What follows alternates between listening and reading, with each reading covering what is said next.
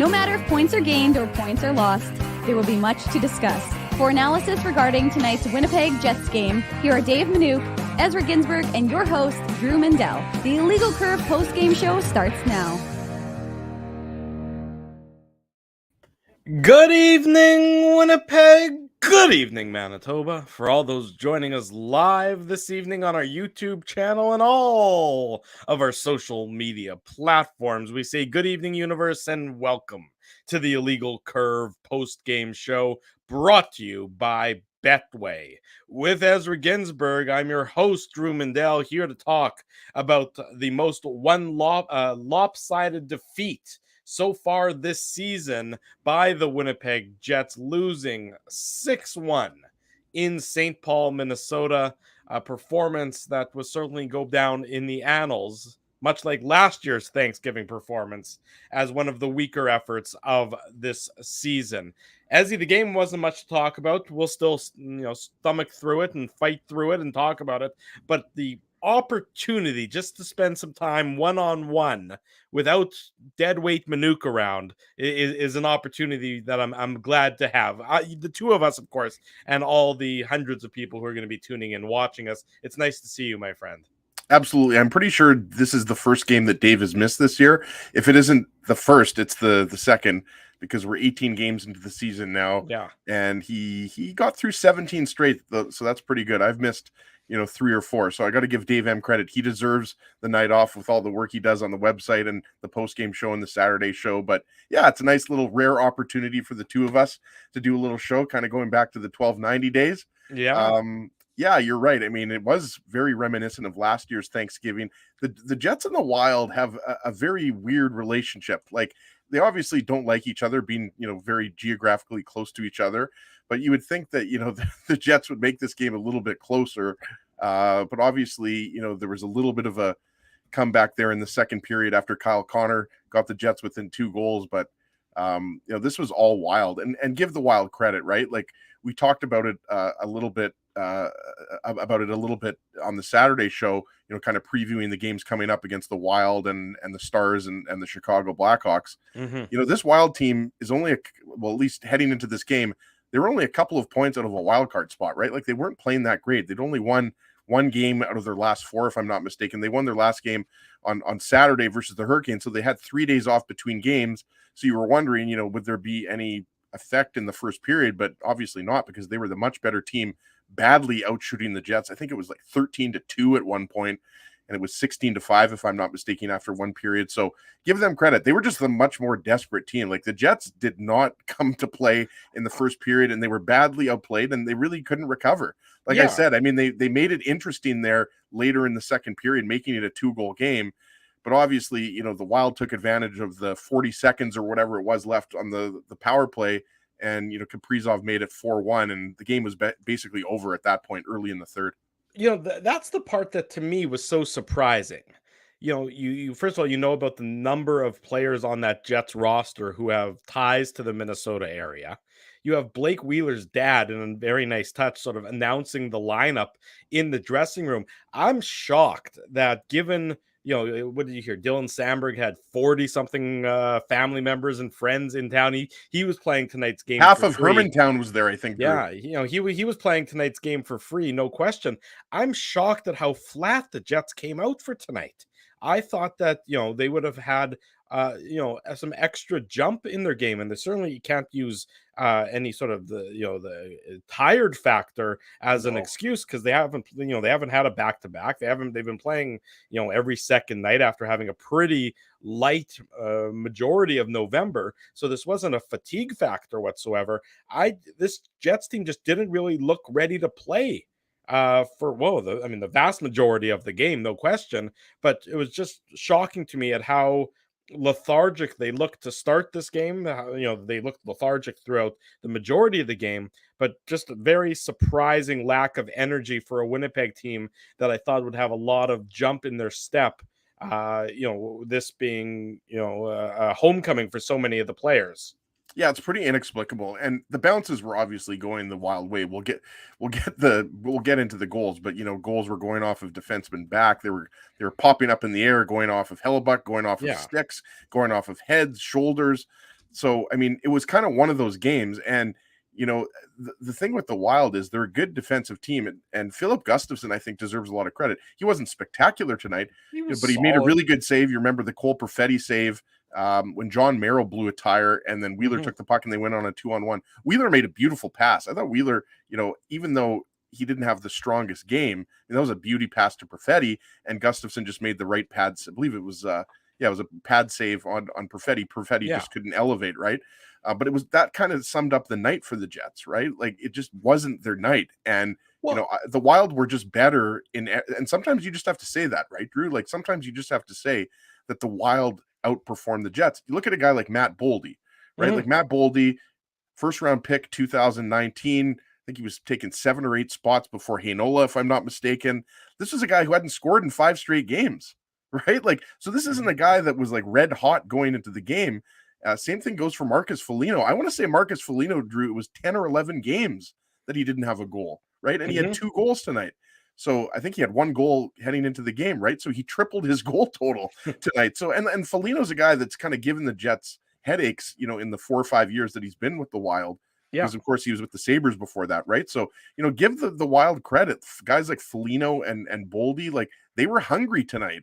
And, you know, they were crashing the net, making it real difficult for Connor Hellebuyck. So you're right. I mean, it is surprising. I thought this was going to be a lower scoring, you know, closer game, but it was obviously the opposite.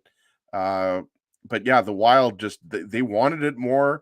They made it difficult. The game plan tonight was clearly, you know, get in front of Connor Hellebuyck, you know, get traffic in front of the net, jump on rebound, stuff like that. And, you know, the Jets just, I mean, another example on the power play that the Wild scored on Matt Boldy, like it was just, there was too much time and space. Like I don't want to, you know, pick on Dylan Sandberg, who had a lot of family, but he was playing on the left side. Pionk was playing on the right side, so you had the Minnesota connection there on the back end. But I mean, Boldy just had time and space, and it was just bad coverage. So to me, just there were too many things that went wrong for the Jets tonight, Drew. There was no shortage of breakdowns by this Winnipeg Jets team. There were breakdowns. There was times where the physical nature, I thought, of the Minnesota Wild was sort of, I don't know why, I don't want to say intimidated the Jets, but certainly was more noticeable than the Jets were. I mean, for a lot of the game, I thought the Jets had trouble getting in front of Gustafson. You know, trying to take away his eyes, to get in front of him, to get to those dirty areas, whereas Minnesota had a lot more capability of getting there and a lot more ability getting there. Look, the first couple of goals from Minnesota, and we'll get into them, you know, aren't pretty goals, but there's traffic in front and they're getting some good bounces. And you could argue, you know, if you take the first 2 goals of tonight's game and you look back and the 3 goals that the Jets gave up against Carolina on Monday night, you know, a lot of that is just sort of net front presence and, you know, maybe some fortuitous bounces, not to take anything away from the Hurricanes comeback or the Wild's performance, but, you know, maybe they're getting some better puck luck and getting some better bounces, but that's coming from being in front of the net. And I thought the Jets were too much of a perimeter team in, you know, throughout the game, you know, for the majority of the time. When, you know, look, goalies at the NHL level, usually if they can see it, they're going to save it. And that's true for, you know, most goalies, top to bottom throughout the league. You got to take away their eyes. You got to get there and make it difficult on them. And I thought Minnesota was doing that, and the Jets weren't doing that in tonight's game. And that's probably, you know, a size factor. You know, Minnesota's, you know, a pretty big team, and the Jets, you know, they have some bigger players, but, you know, those guys are sort of towards the bottom of their lineup up front. You know, whereas Minnesota's guys, you know, are sort of up and down their lineup. They have a skill guy with some size there. I just thought that Minnesota was more than the Jets were able to handle in tonight's game, Ezzy. Absolutely. And we have to give a shout out to, you know, this is a Hockey Manitoba shout out as well. A couple of alumni of our provincial team, Connor Dewar from the Paw, who was on the 2015 Canada Games team as a 15-year-old, and Caitlin Addison, who I believe was on either the 2018 or 2019 provincial team, but he, of course, also represented Team Canada. He played on that team that won gold with Joel Hofer in net, right? So we got to give those couple of good Manitoba boys from Brandon and the Paw a shout out. But really, Drew, like, until Rick Bowness made that change, and it was when the Jets were down 3-0, I believe. It was when the Jets were down 2-0 when they flip-flopped Dubois and Scheifele, and then obviously Dubois and Connor have some chemistry going back to last year. But up until that point, really none of the 4 forward lines, like we talked about Cole Perfetti's 2-on-1 chance, but aside for that, we talked about the lack of shots in the first period, but midway through the second period, the Jets weren't looking too hot either. So there just wasn't a lot of, Kevin Sawyer often talks about this. They didn't seem connected. They just didn't have a lot of sustained pressure. And you're right. I mean, the Wild's mantra tonight was obviously, physicality, crashing the net, go to the dirty areas. And sometimes, that's not the sexiest type of hockey, but it was effective tonight, and it worked. They got dirty goals. They needed a win. And if you don't think that the Wild see, the Jets and the Avalanche and the Stars at the top of the standings, they know like this is the time. We talk about it a lot, right? At American Thanksgiving, like the Wild needed this win much more than the Jets did.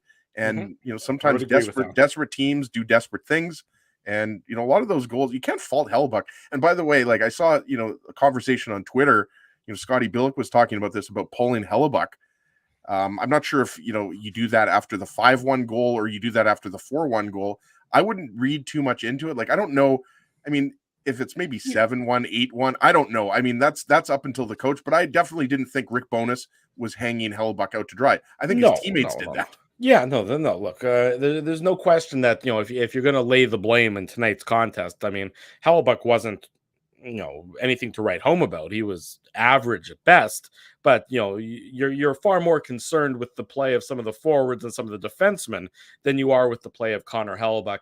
In terms of that, pulling him, it's 3-1 after 40 minutes. So it's, still anyone's game at that point in time. After it's 4-1, I don't think you pull him at that point because it's almost too early in the third period. The game's pretty much over, but it's just not the right time to do it. Right. If it had gone up 4-1 or 4-0 in the second period, then I could have seen a goalie pull happen. But you have an off day tomorrow. It's not like, he didn't play on Monday. So again, it's not a fatigue factor. You're not at risk of overworking him, by keeping him in there for tonight's game. And you know what? Maybe if it lights a bit of a fire under your forwards and defensemen for games in the future, seeing how, you sort of let your goalie down after he really saved your bacon so many other times this year, maybe you can use that as a bit of a driving force when you go get back in action on Friday against the Dallas Stars. Just all around a very disappointing effort by the Winnipeg Jets tonight. Yeah, and again, we'll get into the goals because we have seven of them to get into. But, we talked about the Matt Boldy goal, the 6th goal in the third period, the power play goal. But when you're talking about the Marcus Foligno second goal that made it 5-1, I mean, that's Blake Wheeler's got to wear that, right? Like that's all he will. And he was at the end of and again, like, he's a guy that, holds himself accountable, holds the team accountable. But I mean, that's just a bad turnover. Yeah. I mean, they're just like, you had enough time and space, and again, end of the shift. So I get that, because I think it was the third line that came on after that, if I'm not mistaken.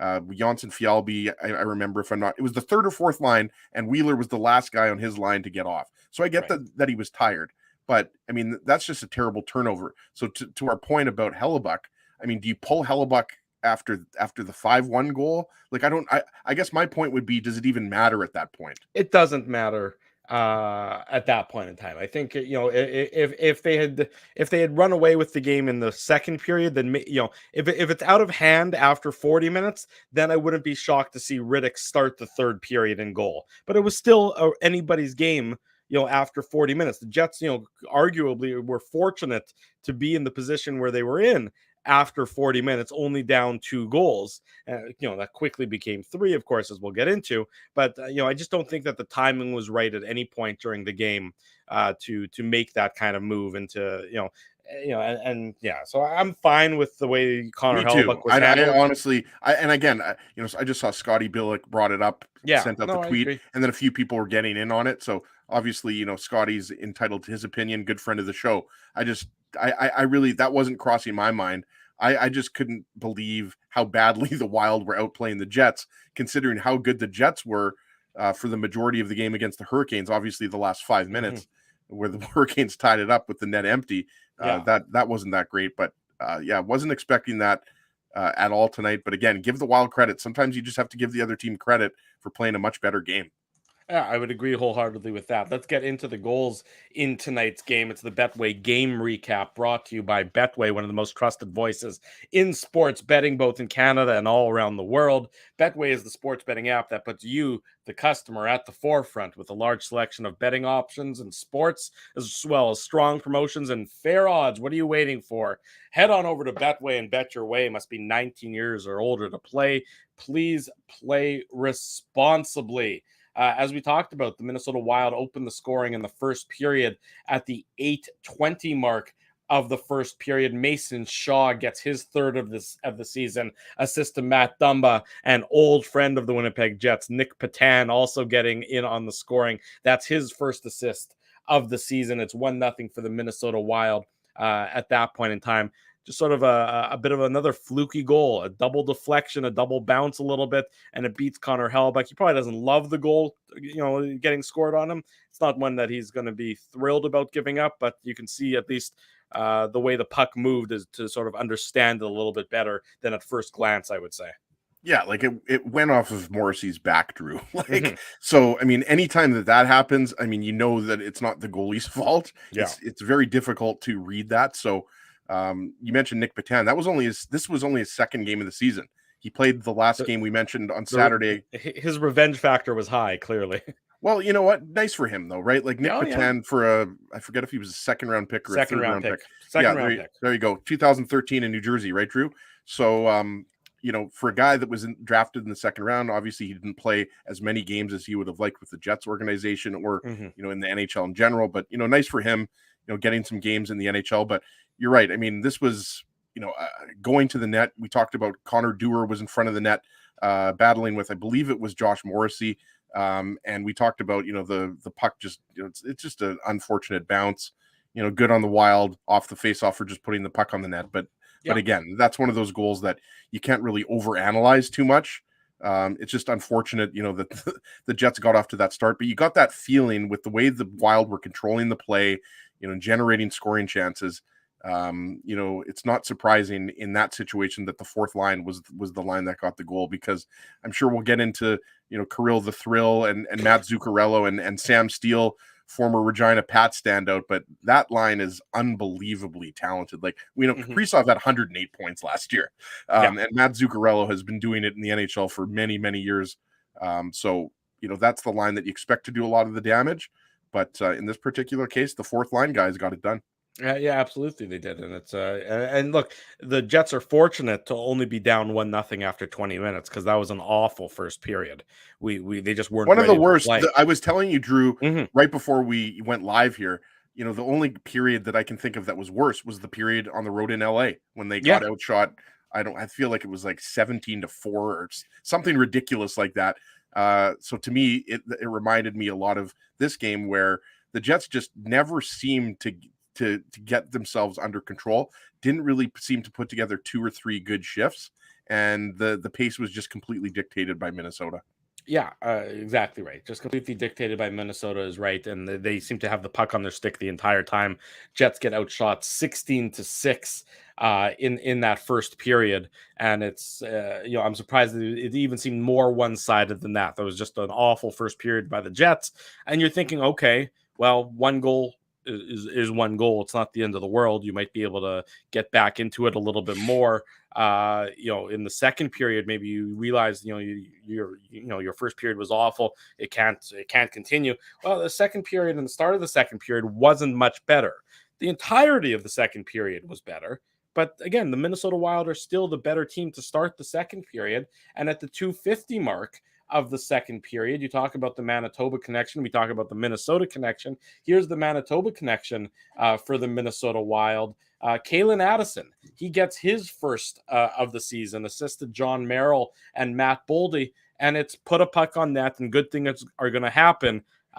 It's a fluke goal. I mean, this is as fluky as they come, where it just sort of bounces high in the air. And, it looks like it's deflected off of Heinola. It was even sort of hard to see who it actually hits on the replay. It just sort of goes up in the air and flutters over top of Hellebuck and lands. Eventually gets into the net after a bit of a goal mouth scramble. It's ugly, but it's beautiful at the same time if you're a fan of the Minnesota Wild. Yeah, absolutely. And, we talked about that size mismatch earlier. You had Ville Heinola battling with Jordan Greenway, who's a big boy. He's only played 8 games this year. I haven't been following the Wild close enough. I'm not sure what Greenway was dealing with, but he's obviously missed more than half of the season thus far. But he's an important player for them, right? Like, he's usually on that third line. I believe third line or second line. Joel Eriksson. He's usually paired up with Joel Eriksson. He's a winger. But he's a good player. I mean, he's still a young player, but he's battling with Heinola in front of the net.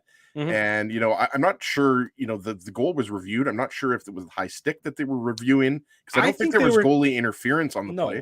I think they were maybe seeing if it was deflected in off of a glove hand.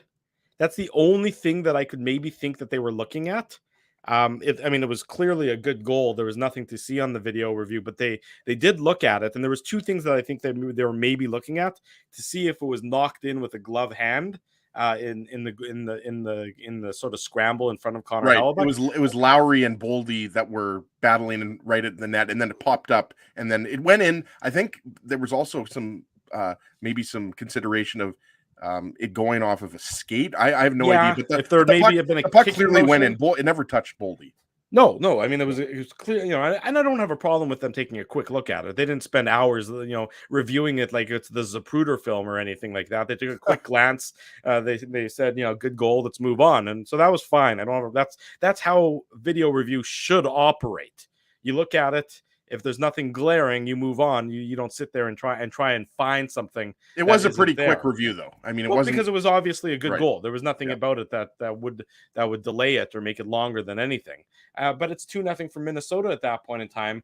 And, again, the Jets are slow to start the second period. There's no life in their game, which is very surprising to me, especially, surprising to me after the start of the game that they didn't have any life. And then it's surprising to me that in the second period where they think, well, maybe we get a bit of a pass for that first period, we're only down a goal, there's still no life in their game. And really, with the exception of maybe 5 minutes in the second period that we'll touch on coming up here in a couple minutes, they didn't have much life in their game for the most part. Just very surprising. Not what I expected from this Winnipeg Jets team tonight. In fact, I thought the Minnesota Wild might be the team that's a little more sluggish. When you're playing at home and it's the day before Thanksgiving, maybe your focus is on the and you've had all those days off, right? Like we talked about it. 3 days out. Saturday was their last game. Like that's a long time between games. I think even more so when you have a little bit of a break coming up, right? So you're right. I mean, the start, just the overall game was pretty inexplicable. And you could say that, look, even if you're the Tampa Bay Lightning or the Colorado Avalanche or whichever elite team you want to pick, you could say that those teams throughout the course of an 82-game schedule, Drew, are going to have a bad game. But this was particularly bad. And it is deflating when you let in a goal at the beginning of the period like they did, Kalen Addison's goal, but then you give up another quick goal a minute later or just over a minute later, and that's even more deflating because the way that you're playing, the Jets were playing, you knew it was going to be tough to score, you tie that game up. So, sometimes you just have to not really, I mean, I don't have any answer for it. It was just, it was not the Jets' night. Yeah. And they just weren't very good tonight. They weren't sharp. Sometimes the Jets were having trouble just getting through the neutral zone and getting anything going. Just connecting 2 passes would seem to be a struggle for the Jets for a lot of the game. I mean, to your point about it happening to good teams, look at the Carolina Hurricanes tonight, losing 4-0 on home ice to the Arizona Coyotes. That's certainly another one of those unexpected results. Again, inexplicable, I think, Drew, is the word of the night. Yeah, there you go. I would agree with that. The St. Louis Blues. Because I'm sure, sorry, I was going to say, sorry to cut you off. Yeah. Of all the teams the Jets have played this year, in my opinion, the Coyotes are the worst. Well, record aside, I realize the Ducks are technically the worst team in the league. Yeah. But that game in Arizona was one of the hardest games to watch because the Coyotes don't have a lot of skill. Aside from Clayton Keller and a few other players, there's not a lot there. The Ducks have more skill with just in Zegras, I would say, is more entertaining than anyone on the Coyotes roster. That's a digression. But we talk about, look, St. Louis, they were trying to win what were they trying to win? Their 9th in a row, I think, tonight. They lose 6-2 in Buffalo. So they only go on streaks. They only Yeah. lose a bunch of games in a row and win a bunch of games in a row. They don't like to play, win a couple, lose a couple. Yeah, that's right. They want to win 8 and lose 8. 3-0 for Minnesota, a minute and 8 seconds after they made it 2-0. Marcus Foligno, his second of the season, his first of the game, assist to Dumba and Eriksson Ek on this one. And the Jets just lose them. They lose them. It's a rebound. It's a big rebound off of Connor Hellebuyck. It almost looks like one of those deliberate shots to a far pad where there's going to be the rebound onto Foligno's stick, and nobody's covering him. And that's really the story of the Jets. The Jets just didn't tie up sticks a lot tonight. They didn't out muscle and outman the players they were playing against for a lot of tonight's game. And this one, you can look at it, I think it was sort of Pierre-Luc Dubois, Josh Morrissey. They're sort of caught in no man's land here, and nobody jumps on Foligno, and he's got a wide open net off the rebound to make it 3-0. Well, specifically, you mentioned the line. It's Dubois and it's Wheeler. Before they switched the lines, Wheeler and Perfetti. Yeah. And Foligno, there's a board battle with Wheeler and Perfetti and Foligno there, and the puck comes out, or I don't know if it stayed in the zone or came out. I think it stayed in the zone, and then Wheeler and Morrissey goes to challenge. I think it's Eriksson Ek, if I'm not mistaken. Right, he goes up to challenge someone, and you can see. And I remember watching it live. I went back and I PVR'd it, rewound it, and you could see that Wheeler and Perfetti both start going up the ice because they think that Morrissey's going to come out of that battle with Eriksson Ek, but he doesn't, obviously. And the shot is taken. Was it Eriksson Ek that took the shot, Drew? Sorry, I forgot. Eriksson Ek. It was Dumba. It was Dumba that took the shot. But you could see that then Foligno just goes to the net and he gets the rebound. Yeah. So you're right again. So I don't know who you want to blame there. If you want to blame Wheeler or Perfetti or both, but they kind of go to fly the zone, and Foligno just goes to the net uncontested and gets the rebound. So again, 3 goals, none of them are Hellebuck's fault, in my opinion. It was, and the story of the Jets game is, they lose a board battle against a bigger player, and like you said, there's no need to be flying the zone at that point in time. You haven't been able to connect on any passes. You need to start small and build up. And the Jets are looking for home runs when they don't exist in this instance, and it ends up costing them 3-0. Not even 4 minutes into the second period. Now, this is where, after that 3-0 goal, this is where you saw the tide turn a little bit in the Jets' favor. This is where they finally started skating and finally started putting some shifts together. You have Kyle Connor, and we'll get to his goal in a second, but, he had the opportunity where he put it off the post. And then you have Cole Perfetti and Blake Wheeler, which we touched on earlier. They have the opportunity to on the 2-on-1, and Wheeler with a beautiful pass to Perfetti. I think if it's later in the year, Perfetti buries that goal. I just think that he's talented rookies just need something eventually clicks for them, and it hasn't quite clicked there yet for Cole Perfetti. I think it was Nikolai Ehlers in a game in Madison Square Garden in his rookie year. I remember him going almost coming over the blue line and sort of being at the top of the circle, maybe a little bit closer to the top of the circle, and just wiring a slap shot bar down.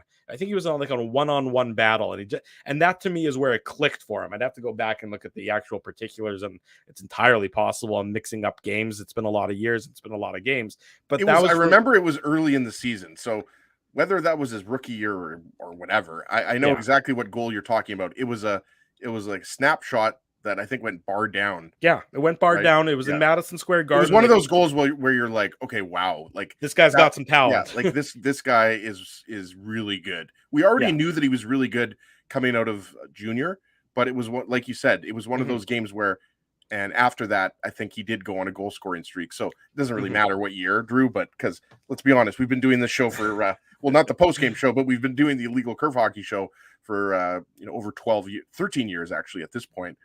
So it's kind of hard to remember each year exactly, but your point is well taken. It's just a matter of time before Perfetti breaks out. Like this guy was excellent in Ontario Hockey League. He was excellent for the Moose, before cracking with the Jets. So, he is, goal scorers are going to score their goals, and he's still, remind yourselves, guys, he's only 20 years old. Yeah, exactly right. So he's going to get it. I'm not worried. But in any event, a missed opportunity there. But then they get on the board, and it's just Kyle Connor. He just takes over for about 2 minutes, 2.5 minutes of the game. In consecutive shifts, he gets close, and then he just sort of takes the puck and he has it on a string, and you could feel something was going to happen. When he was dancing around there, and the Wild had no answer. They were definitely on their heels. There was that icing, and there was just, the Jets were able to string together a couple shifts in a row.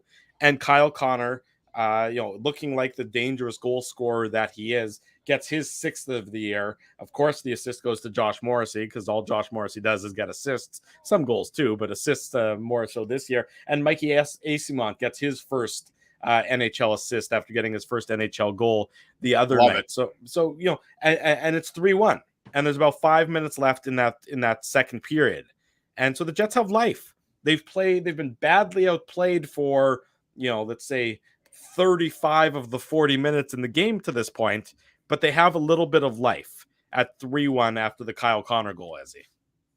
Yeah, absolutely. And you mentioned Eyssimont there, like how he was crashing the net. Connor, and mentioned Morrissey, who seems to get an assist every single game when he's not scoring 2 goals, including the overtime winner. But I love that he gets in there, and Connor's first shot, he retrieves the rebound and gives it to Connor. And then Minnesota just, I don't know if it was a combination of fatigue or nobody wanted to take Connor or what it was, but Connor went in the corner and got the puck and then just came out, and there was nobody around him. So he just skated in front of Gustafson, shot the puck in. So again, Connor was rewarded for a lot of hard work there, and he was shooting the puck a lot in the second period. And you're right. That was the first time in the whole game that the Jets had life, and a lot of it had to do with flip-flopping Dubois and Scheifele. I would agree with that. So it's 3-1 after 40 minutes, but late in the second period there, Perfetti takes that slashing penalty, and it's a bad slashing penalty because I think it's a penalty born out of frustration, because if I recall correctly, I believe there's a neutral zone turnover that leads to he's responsible for, that leads to the puck going back into the Jets zone, and that's where he takes the slashing penalty. That leaves the Jets shorthanded to start the third period, Ezzy, and there's been a couple times this year where Perfetti has taken frustration penalties, and I'm not picking on him, but he just can't get away with those things. When you're a rookie, you don't get as much leeway as veterans do sometimes when it comes to the officiating. And this is just another one of those instances where, yes, you're frustrated, but you have to find a way to channel it in a more effective manner, and you can't put your team down a player, starting the third period. Absolutely. And it was unfortunate too, because, at the end of the second period, the Jets did a great job, killing the early part of that penalty. Sure. Right. But it's always tough. First minute 20. Right. And it always worries me when there's 10 seconds left in a penalty to start a period, or 15 seconds. I'm never as worried as much, but I was a little bit worried. I don't know why, but just with the amount of time that was left, I was thinking the way Minnesota was playing, I was like, okay, if the Jets kill this off, then they have a chance at winning this game. And we know what happened. Kaprizov scored. Yeah. But again, Perfetti took a bad penalty at the end of the second period, Drew, and Dubois took a stupid penalty. I believe he was in the penalty box when Boldy scored his goal. Yeah. But the game's out of hand at that sure, point. But the game's out of hand, but also same kind of thing. And Wheeler took a penalty. Was that the first period? He took the hooking penalty. Dubois also took if I'm not mistaken, a holding penalty or hooking penalty. I forget who it was on. I have to go back and check. But he put his arms up in the air, but it was clear. I want to say it was Dumba, but I might be wrong there. I've been wrong. That was the one that ended the Jets power play. Ended the Jets power play very quickly there. It ended the Jets power play 24 seconds after it began. Right. So when things are going well, Dubois is drawing multiple penalties. When things are going bad, he's taking multiple penalties. But you're absolutely right. For a young player, and maybe part of that frustration is not burying that 2-on-1. And anybody who's listened to the show knows that we're big fans of Perfetti's game. But you also have to be a quality player. Well, he's going to score. Like, I wouldn't be surprised if he's a 30 to 40 goal scorer, 3 or 4 years from now. But again, he's 20 years old. 20-year-old players are going to make mistakes. Remember what we were doing when we were 20 years old. I never made any mistakes. Definitely wasn't playing in the NHL. I'll tell you that much. But I was doing stupid things well throughout my 20s, as you know, Drew. So into your mid 30s. Let's be honest. I would agree with that. So I mean, but you know, Perfetti didn't have a great game, and some of these penalties really came back to bite the Jets. But again, teachable moments. You got to learn from this, and you've got a big game coming up on Friday night versus Dallas, and Dallas is a team that you're competing with hard right now for first in the Central. I mean, not many people necessarily thought Winnipeg and Dallas would be competing with Colorado for first, but the division's wide open right now until Colorado goes on a huge winning streak.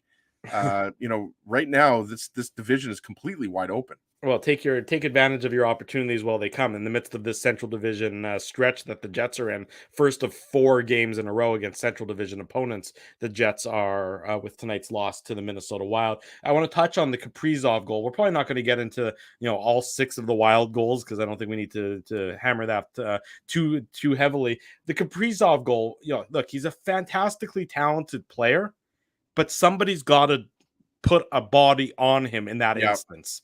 You can't just be stick checking him like they were, trying to stick check the puck away from him. He's too talented, and he's too good in tight in that situation. Somebody needs to go there and put a body on him. Stick checks are manna from heaven for a guy like Kirill Kaprizov. He's going to take advantage of that lack of physicality, each and every time he gets something good out of it. And the Jets were reminded about that 28 seconds into the third period, made it 4-1. And that was, to me, the end of the game in terms of it being competitive. Yeah. I mean, you could argue that, the Hurricanes did that a couple of nights ago, down 3 goals, but you just didn't, it wasn't the same game here. Like the Jets, probably the Jets aren't as good, record wise, never mind that. But to me, if I had to pick a team, which team is better, which team is more likely to come back from 3 goals down on a regular basis, it's the Hurricanes. It's not the Jets. The Jets are, especially with their, without Ehlers in their lineup, they're not built to come back from being down 3 goals like that late in the third period. By the way, I don't know if you saw Kochetkov, Pyotr Kochetkov signed a 4-year deal today. So obviously they've liked what they've seen in the 4 or 5 games. 7 games, I think. Yeah, he hasn't played a lot, but he was really good versus the Jets. So yeah, I agree with you. I mean, the Hurricanes are playoff tested. I mean, this is a team that's been, in the playoffs, gone far. I mean, the Jets are just trying to get back to the playoffs. So you're comparing apples and oranges, but I agree with you. The Hurricanes, I think, by the time the season is over, I think they will be probably higher in the standings than the Jets are. But look at Kaprizov is an ultra talented player. Dylan and Schmidt were on the ice there, and Schmidt was the defenseman that Kaprizov got the original shot, and then Eriksson Ek, give him credit. He pulled the old Brendan Shanahan, giving him a little bump in front of the net, like Shanahan used to do to defensemen. So, but that's just them wanting it more. It was too and easy. Being more physical. Kaprizov, went right to the net, jumped on the rebound. Again, that goal is not on Hellebuck. Like a goal scorer like Kaprizov, if you give him enough time and space and enough chances, exactly, nobody's stopping that. I mean, he roofed it on the power play. So, the penalty kill has been fantastic. The Jets have arguably had the best penalty kill in the NHL over the last 2 or 3 weeks. Yeah, top 5 in the top 5, top 3 in the league. This isn't a penalty kill thing. This is just overall the way the Jets played. They weren't hard enough on the puck. You could probably, if you wanted to go shift by shift in this game, you would probably have, individual puck battles were probably 3-1 in favor of the Wild. This was another kind of just one of those goals right in front of the net, rebound. The Jets just weren't moving bodies, and Kaprizov just buried it. And you're right. I mean, at that point in the game, it was pretty much over. You just didn't get the feeling like the Jets had a comeback in them tonight.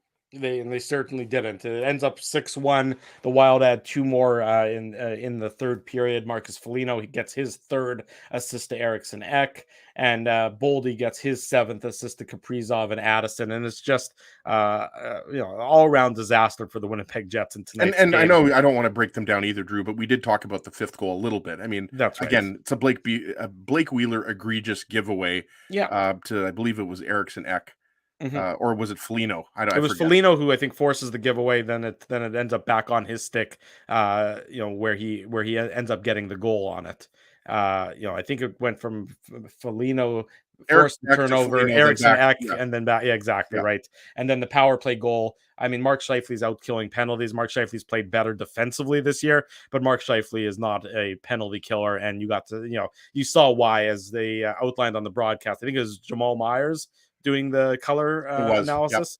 Yep. He's done the last 3 games. 3 games. Yeah. No, did a nice job in tonight's broadcast talking about how Scheifele was way too high defending in the box of the power play, and then they created a huge gap and a huge lane for Kaprizov to find Boldy and then the back of the net. Yeah, and again, I don't want to pick on Sandberg. I mentioned this earlier, but he was also a little bit out of position. Like Kaprizov was just wide open, and you are going to have players open when you're on a power play, but a player should not be that wide open. Well, and again, a guy, Sandberg and Scheifele have probably practiced on the penalty kill 0 times during so far this year, because that's not a pairing you usually see out on the penalty kill. Scheifele getting penalty killing time is not something that we expect to see, and it's certainly not going to become I think a regular occurrence. Well, no, you have too many other good players, like we know, Lowry, David Gustafson. I think Axel Jonsson Fjällby's been a revelation in terms of being able to kill was penalties. Actually decent again tonight. Saku Manalainen, right? Yeah. So you've got a solid, 5, half a dozen guys forwards that you can use. So I agree with you, Drew. Why would you use Scheifele when that's not his strength, right? And he's going to always be out there in the first power play. So I think the Scheifele experiment on the PK is not one that needs to last any longer. I think it was strictly, Rick Bowness is hoping that maybe by something's going to, he might create some sort of offensive opportunity there. He knows that it's not going to be a solution. It's just, you're down at that point in time before the goal 5-1. Maybe Scheifele gets a shorthanded opportunity, and maybe you have the tiniest bit of a pulse. And what do you have to lose, if it becomes 6-1 instead? It's not really going to be a deciding factor in tonight's game. Winnipeg Jets not showing up for tonight's game was the deciding factor. 6-1 victory for the Minnesota Wild. This has been the Betway game recap, brought to you, of course, by Betway. It's simple, fun, and safe to bet with Betway. So head on over to Betway and bet your way. Must be 19 years or older to play. Please play responsibly. When we come back, we're going to touch on Rick Bowness's post-game comments. We'll get you set for Friday night's contest. Again, another Central Division matchup deep in the heart of Texas, as the Jets and the Stars will do battle. This is the Illegal Curve post-game show. Ezra Ginsberg, Drew Mandel with you. Don't go anywhere. We'll be right back. And of course, the unique code word of the day and the Tough Duck hardest hitting comment as well. Much more to come. It's a Wednesday evening. We're live with the Illegal Curve postgame show. Jerry Seinfeld, Chris Rock, Jon Stewart, Dennis Miller, Brad Garrett, the biggest acts and all the up-and-comers. They've all made their mark at Rumors Comedy Club, North America's longest-running independent comedy club. Rumors has kept Winnipeg laughing for over 25 years. When was the last time you laughed out loud? Make it a great night out with friends, or book your office or birthday party, even a fundraising event at Rumors. Get all the details and dates on upcoming shows at rumorscomedyclub.com. He winds up. Oh, looks like Ezzy took that one right in the choppers.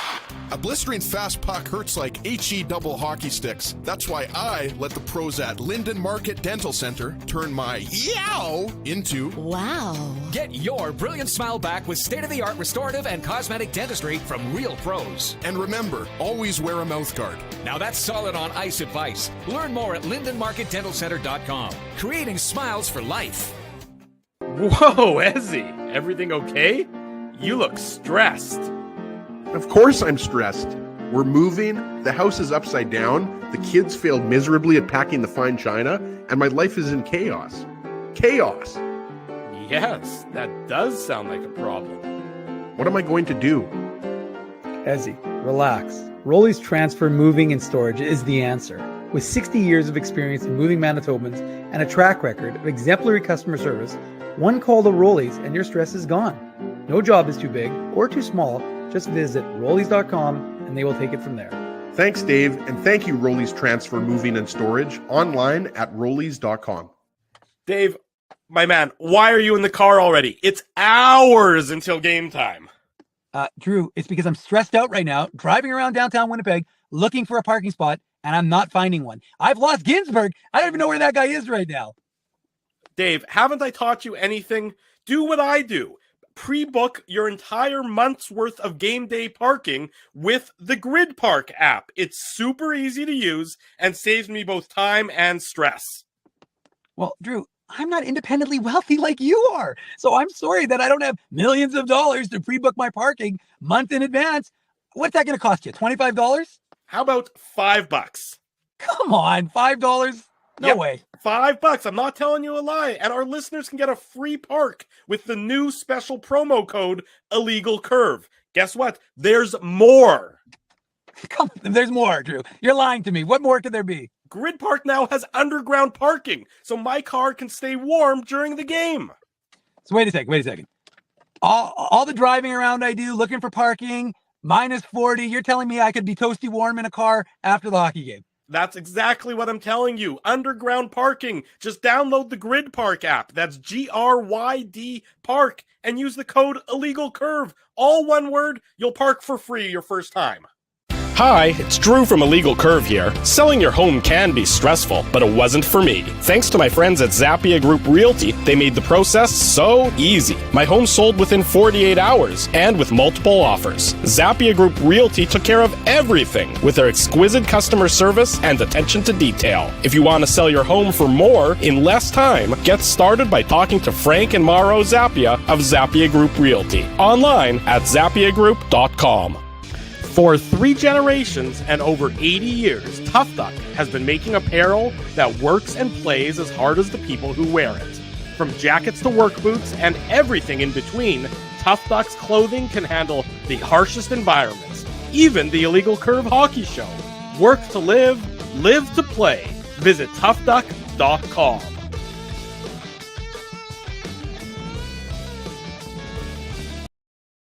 20 minutes before 10 o'clock, Drew Mandel, Ezra Ginsburg with you. This is the Illegal Curve post-game show. Reminder, we'll be back in action on Friday night, a 7:30 p.m. puck drop on Friday night as the Jets will do battle with the Dallas Stars, meaning post-game show a little bit after 10 o'clock, probably somewhere around 10:15 p.m., give or take a couple of minutes there. We'll be back. Hopefully the three of us, the three amigos, the three musketeers. What else comes in threes? Trifecta. The trifecta. Well, what else comes in threes? The Manitoba trilogy, the Manitoba triad. I don't know what else you want to go with. The three of us will be back on Friday night with the post game show. I was going to say threesome, but I don't know if that's appropriate. No, just I was sort of deliberately avoiding that one, but I appreciate the offer. I'm humbled, but not interested. Thank you though, Ezzy. Appreciate it. The Jets do Dallas. That was clever too there. That's not bad as well. I've seen a lot of comments in the chat about flushing it.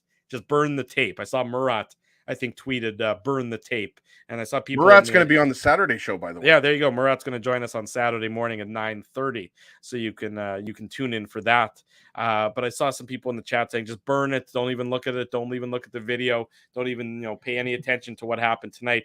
Interesting perspective, of course, and I can understand why that immediately comes up.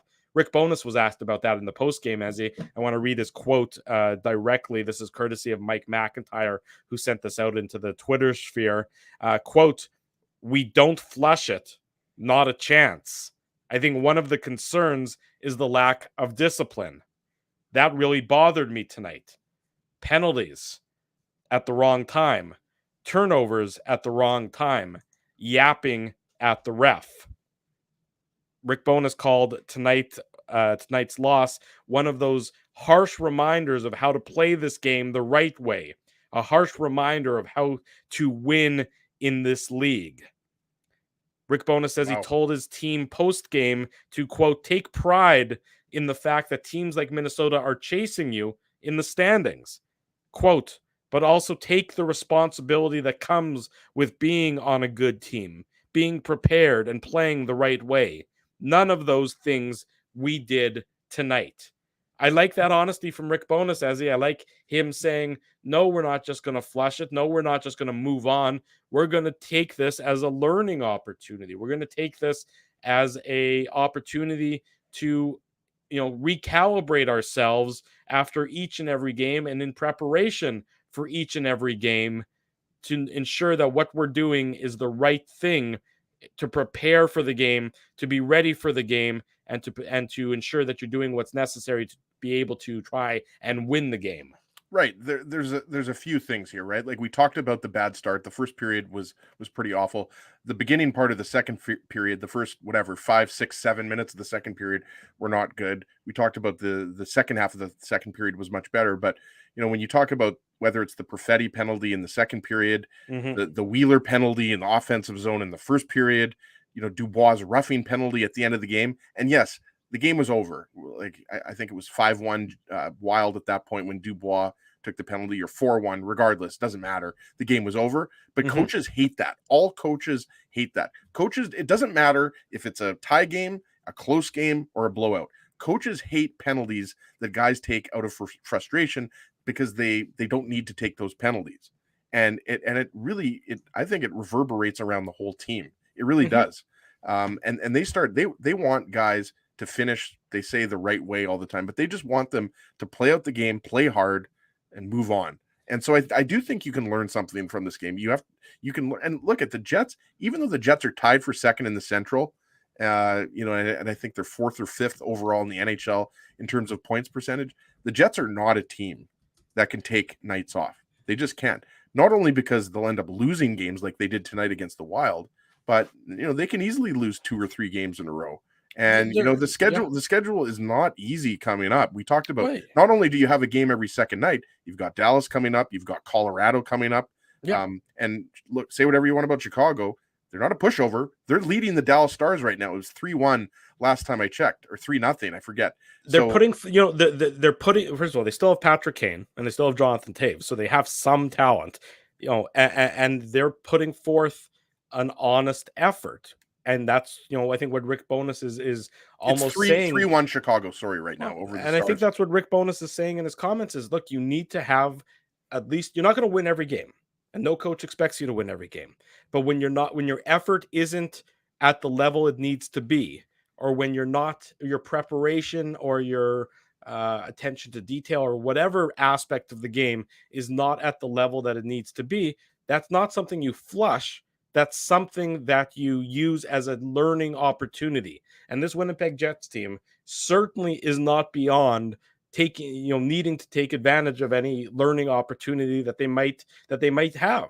And so he's going to take this game, and they're off tomorrow, but I'm sure that on Friday, prior to the game day skate, which will likely be an optional because that's often how it is, that he's going to take this and he's going to use it to educate his team and educate the players on that what happened tonight is not acceptable. And that's what a good coach does. That's what he takes, there's not necessarily teaching opportunities 82 games a year, but when there are teaching opportunities, you don't pass them up and just say, flush it. You're not the Tampa Bay Lightning. You're not the Colorado Avalanche that are more likely to be able to do that. You're a team that's still learning how to compete and how to win on a regular basis at the NHL level. Right. And, this wasn't, I think, a situation where the Jets took the Wild lightly. Like we talked about it. I mean, the Jets and Wild battle multiple times every single year being in the same division. And, this Wild team, with the exception of, losing a guy like Kevin Fiala and a few other guys, I mean, it's a very similar team to last year's Wild. Same thing with the Jets. So it's not like, the Jets were surprised by the upstart Wild or anything like that. I mean, they just got outplayed. And I think there was no better example than when Wheeler coughed that puck up. Sure. I just think that, and again, end of the shift, we got to mention that. But, I mean, those are just turnovers, forced turnovers by a team that is playing and executing better. So it's not like, this was a situation where Gustafsson was really good and stoned the Jets in the first and second periods and the Wild were getting all the bounces. They definitely got the bounces. There's no doubt about that. Like on the Mason Shaw goal, on the Kalen Addison goal, the first 2 goals for the Wild were definitely just lucky bounces. But, a lot of these goals were, the Wild just beating the Jets to pucks, executing better. So, You do have to flush it, but you also have to learn. You don't want to forget about this one because this was arguably the Jets' worst game of the season. This one and the Kings game, I think, were the Jets' two worst games. And they won the game, and they won the Kings game, which and they certainly weren't in any position to win tonight's game. Bad loss by the Winnipeg Jets, 6-1. We'll see what they learn from it on Friday night when they meet the Dallas Stars, another Central Division matchup, their second of 4 in a row against the Central Division. Unique code word for the Illegal Curve merchandise contest. We do this after each and every Winnipeg Jets game here on the post-game show. If you're saying, Drew, how do I enter the Illegal Curve contest? In the show description, if you're on YouTube, in the show description, hit the drop-down arrow, you'll see it. There's a link. Follow that link. There's a whole bunch of different ways to enter the contest by following that link. If you can't find that link for some reason, go to our website, illegalcurve.com. You'll see that link throughout the website in all the different articles that we publish throughout the course of the day. It's in the morning papers, it's in the game day skate, it's probably in the post-game report. Find that link, click that link, all sorts of different ways for you to enter the Illegal Curve contest by following that link. Here is the unique code for tonight. Dave M is nothing if not predictable. Minnesota Nice is the unique code. You didn't go with Sneaky Pete's. Look, I said the text to Dave. I said, you're not on the show, no problem. Do you want me to pick the unique code? And he said, no, already done. And I said, okay, great. What is it? And he said, it's Minnesota Nice. And I said, you're nothing if not predictable because, it's just, I think you and I need to stage a bit of an intervention with Dave here. They need to get a little more pizzazz. Let's be honest. We're the wordsmiths of the Illegal Curve Hockey Show right here. Need a little more pizzazz with some of these unique codes. I mean, if Frosty Winnipeg can guess them in the chat, then they need to be, reconsidered a little bit, maybe a little bit more pizzazz behind them, whatever it is. Yep. That'll be off air on the Illegal Curve post game show. But the unique code for tonight, Minnesota Nice, all one word, all caps. Enter that. You get bonus entries to win great merchandise here on the Illegal Curve post game show. Speaking of which, we have a contest winner to announce after the random draw was done, and it is actually a legitimate random draw, folks. We use a random generator to generate that the winner of the merchandise contest after tonight's game, Brad Curbison, is the winner. Is that Jeff's brother? I believe it is Jeff's cousin, if I'm not mistaken. Awesome. But the Jeff Curbison, of course, used to be good friend of the show. Yeah, used to be on 1290, used to be a reporter for the Winnipeg Free Press.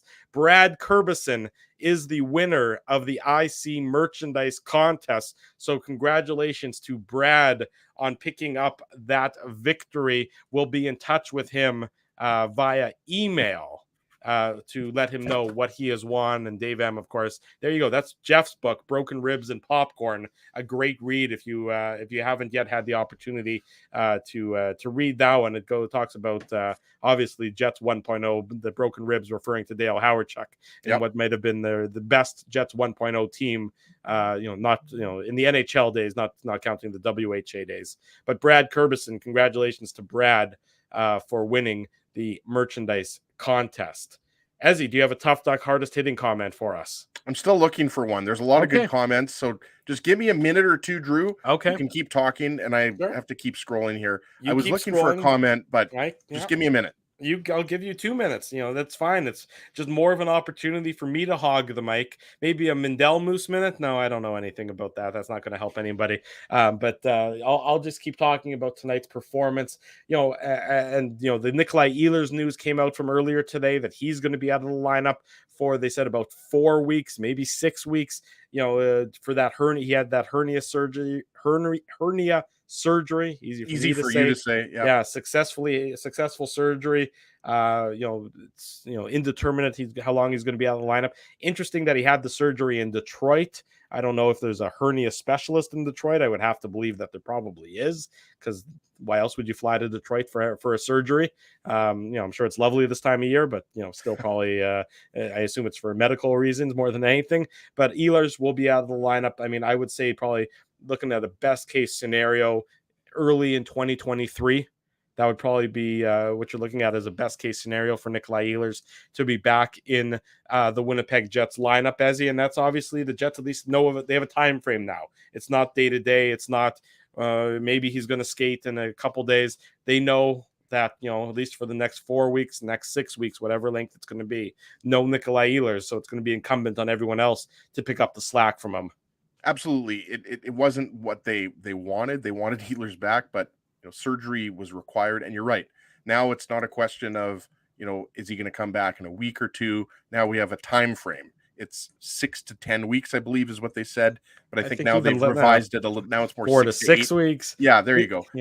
But like you said, the earliest he's going to come back looks like end of December, early January. Yeah. So the guys come back earlier. Look at Brad Marchand. I mean, Brad Marchand, I think, is the best example. They were saying at back in October, early October, they were saying that Marchand wasn't going to come back till early December, something like that, and he ended up coming back, a month and a half earlier. Here's a tip for people, whoever in playoff hockey pools. If you hear of a guy who's injured late in the year and he's going to come back maybe the second round of the playoffs, always pick him earlier, because that guy is always going to come back in the first round of the playoffs, because every team, overestimates how long a guy's going to be out of the lineup for. Oh, he's out 6 to 8 weeks. Well, if he's, maybe he comes back in 4, maybe he's really only out 4 to 6 weeks, but they say 6 to 8 when he comes back in a month. It's a miracle of modern science. Look at this fine-tuned athlete. Look at the condition he's in. A mortal man or mortal woman would have been out of the lineup for 6 to 8 weeks, but not him. He's Superman or Superwoman, and they're back in the lineup for 4 weeks. So they always a lot of fake news around playoff time, Drew. Well, in general, though, you always say longer for an injury, and it tends to be a little bit sooner because it makes everybody seem as though they're back and healthy sooner than they actually are. So that's a little bit of a hint when it comes to some of the estimations of injuries. But at least for Nikolai Ehlers, my estimation would be that you probably won't see him until the start of 2023 or in and around there. Tough Duck, hardest hitting comment, Ezzy. You got a winner? Yeah, I just sent it to you in the private chat there, Drew. We've got a nice little private chat where I oftentimes curse at Drew. Yes, we're going to give it to Julian Labossiere. I like this comment. It's a little bit of a, random comment in terms of Jansen Harkins, because he obviously, didn't score. But I like this comment saying, I liked Harkins the past couple games. Good speed, tried to make plays with the puck within reason. Lots of defensive effort. We talked about the fourth line last game. It's a Moose line with Mikey Esimont and David Gustafsson. And I really liked Harkins' game tonight. He stood out to me a little bit. Just energy, skating, working hard. I mean, Gustafsson, is a guy that we've talked about a lot on the Saturday show, a lot on the post-game show. That line was one of the better lines for the Jets. There wasn't a lot of offense being created, but those guys were hustling. Remember a shift late in the first period when the Jets didn't have a lot going.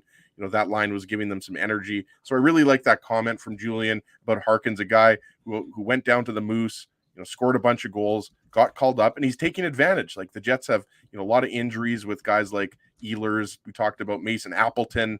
Morgan Barron is still out of the lineup. So the Jets have some injured guys, which means Harkins is playing every single game now on a nightly basis for the Jets until they get healthy. So Julian, send me an email, Ezra@illegalcurve.com, EZRA. I'm spelling it just to annoy Drew, or you can slide into my DMs on Twitter @ICSEG. Just send me your mailing address and a phone number, and then the good folks at Tough Duck will ship out a toque to you directly. Isn't that great? Congratulations to Julian, the winner of tonight's Tough Duck hardest hitting comment. Congratulations to Brad Curbison, the winner of the Illegal Curve merchandise contest. Big thanks to everybody for joining us here on the Illegal Curve post-game show. A disappointing result, I know, for many Jets fans, but we appreciate you joining us on this Wednesday night. If you're celebrating tomorrow, like we are in my household, a happy Thanksgiving to you. A happy U.S. Thanksgiving. So, for those who are celebrating, by all means, I hope you enjoy what time should I come over, by the way, Drew? Ezzy, the restraining order extends right through Thanksgiving, so you shan't be coming over at any point in time. But if you drive by slowly, maybe I'll fling some mashed potatoes out the window. Just leave a little stuffing at the front door. Well, yeah, but it's not stuffing; it's dressing. We don't stuff it into the turkey. We just, okay. It's stuffing when it's cooked inside the turkey. So it's not, if it's not cooked inside the turkey, it's not called stuffing. Is that correct? That's correct. A lot of people just call most people make dressing and they just call it stuffing. Exactly. But because I don't really want to eat something. So but what you're saying though is there's no turducken this year. There is no turducken this year in the Piles Mendel household. There's just not enough of us that warrants a turducken. There's just no way that we're going to eat that much turkey and or duck in one sitting. Well, Laura's an amazing cook. I've eaten Laura's food before. Yes. So you're a lucky man. That's all I have to say. If there are any leftovers, though, just put a garbage bag outside and I'll come pick it up later. Well, I know you root through our garbage on a regular basis anyway, so I'll just do that as part of our standard par for the course for our relationship. Want to say a big thank you to all the sponsors of Illegal Curve who make the post-game show, who make the Saturday show, and who make the website a possibility. Our friends at Rumors Restaurant and Comedy Club, David Lucas at Rumors all week long. Most shows are sold out. There's a little bit of room left for the Friday early show, is what I understand. Tickets available, rumorscomedyclub.com. Otherwise, all sold out. Our friends at Linden Market Dental Center, Zappia Group Realty, Betway, they're the official title sponsor here of this post-game show. Tough Duck, Boston Pizza, Seagram's, Rolly's Transfer, Grid Park, and The Keg support these fine businesses because of their continued support of Illegal Curve Hockey. If you know of a business, if you have a business, if you're associated with a business that you think should be a sponsor of this show, send one of us an email, send us a comment on Twitter via DM, whatever it might be. Put us in touch, and we'll be glad to send them information on joining our great list of sponsors. You might as well follow us on all of our social media platforms, Twitter, Instagram, Facebook. You know how to do that. If you haven't already done so, subscribe to the YouTube channel, subscribe to the podcast. Leave us comments in all the places so we know what you felt about the show. We'll be back Friday night with the Illegal Curve post-game show right around 10:15 or so after the Jets and the Dallas Stars. Winnipeg Jets dropping a 6-1 decision in Minnesota tonight. For Ezra Ginsburg, I'm your host, Drew Mendel. Until Friday night, we wish you good night and good luck, and thanks for watching the Illegal Curve post-game show.